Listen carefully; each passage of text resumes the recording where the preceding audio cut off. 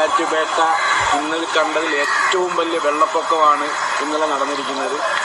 ഇപ്പം ഞാൻ നിൽക്കുന്നത് അൽമന സ്കൂളിന്റെ തൊട്ടിപ്പുറത്ത്. സുഹൃത്തുക്കളെ, മഴ കനക്കുകയാണ്. ഞാൻ മലപ്പുറത്താണ്. പക്ഷെ ഇവിടെയും അതിഗംഭീരമായിട്ടുള്ള മഴയാണ് പെയ്തുകൊണ്ടിരിക്കുന്നത്. ഒരു 5 മിനിറ്റ് ഗ്യാപ്പ് വെച്ചിട്ട് ഗംഭീരമായിട്ടുള്ള മഴയാണ് പെയ്തുകൊണ്ടിരിക്കുന്നത്.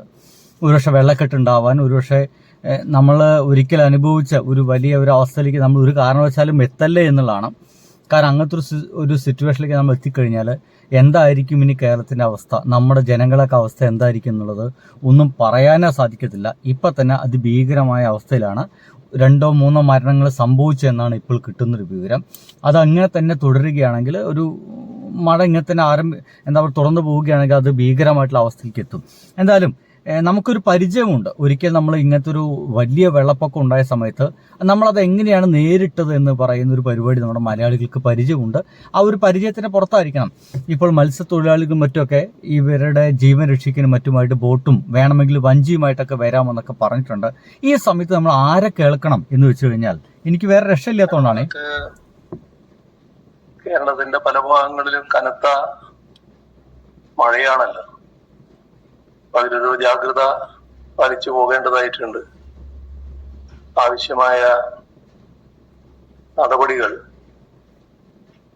മുൻകരുതലായിട്ടുള്ളത് ആവശ്യമുണ്ടെങ്കിൽ അവയും സ്വീകരിക്കേണ്ടതായിട്ടുണ്ട്. പലതരത്തിലുള്ള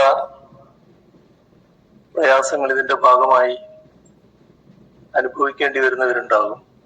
അവർക്ക് സമാശ്വാസ നടപടികൾ സ്വീകരിക്കുന്നതിനും ഈ ഘട്ടത്തിൽ ഇനി എന്തുകൊണ്ട് ഞാൻ ഈ സമയത്ത് നമ്മുടെ മുഖ്യമന്ത്രിയെ കാണിക്കാതെ പ്രതിപക്ഷ നേതാവിനെ കാണിച്ചു എന്ന് ആരും ചോദിക്കരുത്. കാരണം ഇങ്ങനെ കാണിക്കാനായിട്ട് ഒരു ബൈറ്റോ മറ്റോ ഒന്നും കൊടുക്കാൻ നമ്മുടെ മന്ത്രി തയ്യാറായിട്ടില്ല എന്നുള്ളതുകൊണ്ടാണ് അതിനെ പറ്റിയിട്ട് ഞാൻ കൊടുക്കാത്തത്. നോക്കൂ,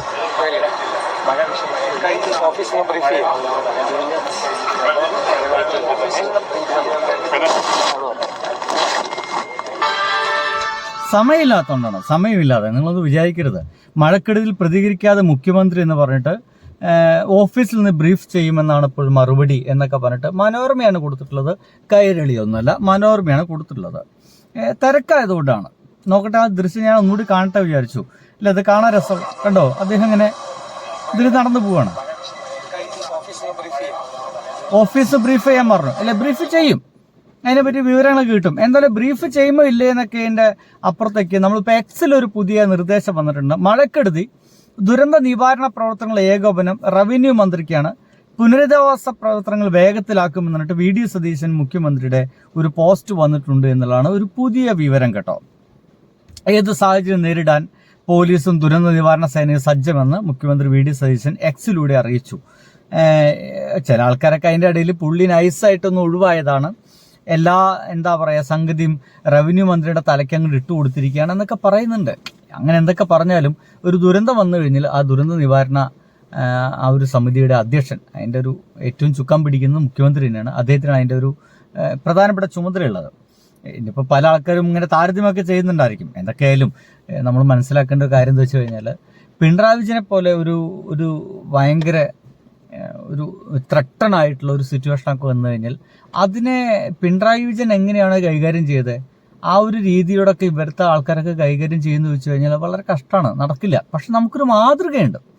ഒരിക്കൽ പ്രളയം വന്നപ്പോൾ എങ്ങനെയാണ് നമ്മളതിനെ ഫേസ് ചെയ്തതെന്ന് പറയുന്ന മാതൃകയുണ്ട്. ആ മാതൃക തന്നെ തുടർന്നാൽ മതി. പ്രളയത്തിലേക്കൊന്നും എത്തിയിട്ടില്ല, വെള്ളക്കെട്ടാണ്.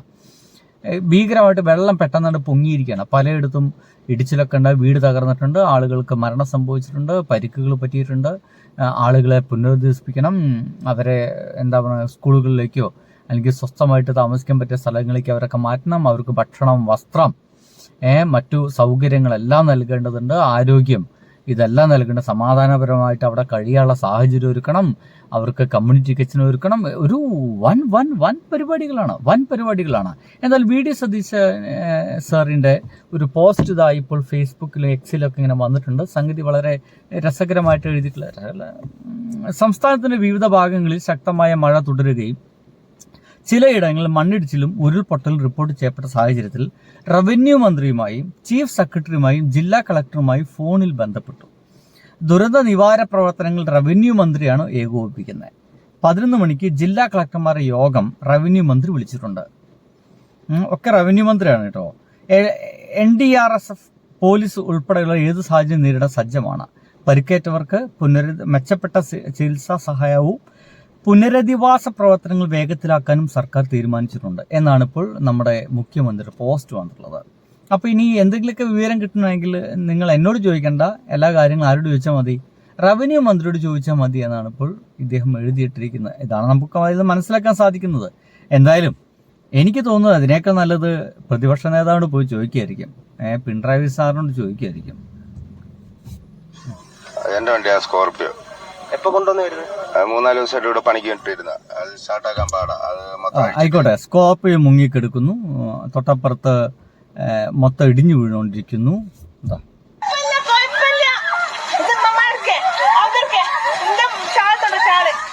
ഏതൊരു പ്രളയം ഉണ്ടാവുകയാണെങ്കിൽ അതിൻ്റെ ഇടയ്ക്ക് എന്തൊരു ദുരന്തം ഉണ്ടാവുക, അതിൻ്റെ ഇടയ്ക്ക് ഭയങ്കര കോമഡി പീസിൽ ചില ആൾക്കാരുണ്ടാവും. സ്വന്തം ഉമ്മയാണ് വീണെടുക്കുന്നത്. നമ്മളൊക്കെ ആരെങ്കിലൊക്കെ ആണെങ്കിൽ വേഗം ഇറങ്ങിപ്പോയിട്ട് ആ കല്ലും മണ്ണൊക്കെ മാറിയിട്ട് അതിനെ എങ്ങനെ രക്ഷപ്പെടുത്താമെന്നല്ല ആലോചിക്കുക. പക്ഷെ ഇവിടെ ഇതിൻ്റെ ഷാൾ എടുക്കുക, ഇതിൻ്റെ മേക്കപ്പ് സാധനങ്ങൾ എടുക്കുക, ഇതിൻ്റെ ലിപ്സ്റ്റിക്ക് എടുക്കുക എന്ന് പറഞ്ഞുകൊണ്ട് അവിടെ ഇരുന്നിട്ട് വീഡിയോ പിടിച്ചുകൊണ്ടിരിക്കുകയാണ്. ആ പാവ ഉമ്മച്ചാണെങ്കിൽ അടുക്കള തകർന്നു പോയതാ. ആ ഉമ്മച്ചാണെങ്കിൽ അവിടെ കിടന്ന് കരയുകയാണ്. നോക്കി എത്ര സമയം എന്ന് ആലോചിച്ച് നോക്കി.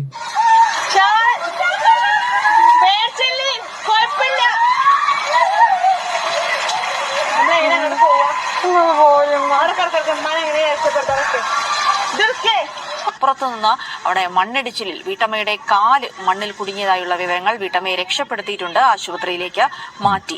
ജംഷീർ കൊടിഞ്ഞുണ്ട്. ജംഷീർ, എന്താണ് ഉണ്ടായത്? പക്ഷെ എന്തായാലും എനിക്ക് തോന്നിപ്പോകുന്നത്, നമ്മളെ വീട്ടിൽ ആരെങ്കിലൊക്കെ ഇങ്ങനെ മണ്ണിടിച്ചിൽ പെട്ടെന്ന് വീണ് വിചാരിക്കുക. ആ മണ്ണിടിച്ചിൽ കയ്യും കാലൊക്കെ അതിൻ്റെ ഉള്ളിൽ പെട്ടിട്ട് ഉമ്മയോ ആരെങ്കിലും ഒരാളിൽ പെട്ടിട്ട് ചീറിക്കൊണ്ടിരിക്കുമ്പോൾ നിങ്ങൾ ആരെങ്കിലും ഇങ്ങനെ വീഡിയോ എടുത്തിട്ട് പോസ്റ്റ് ചെയ്യാൻ കുത്തിരിക്കുക. എനിക്ക് അറിയാൻ പാടില്ലാത്തെന്ന് ചോദിക്കുക. എടാ, എല്ലായിടത്തും റീച്ചാണോടെ മുഖ്യം? എന്തുവാടെ ഈ കാണുന്നതൊക്കെ? എന്തുവാണ് നമ്മുടെ ഈ കൊച്ചു കാലത്ത് സംഭവിച്ചുകൊണ്ടിരിക്കുന്നത്? സുഹൃത്തുക്കളെ, എല്ലാ മഴയാണ്, സൂക്ഷിക്കുക, സ്വയം സംരക്ഷിക്കുക. ബൈ.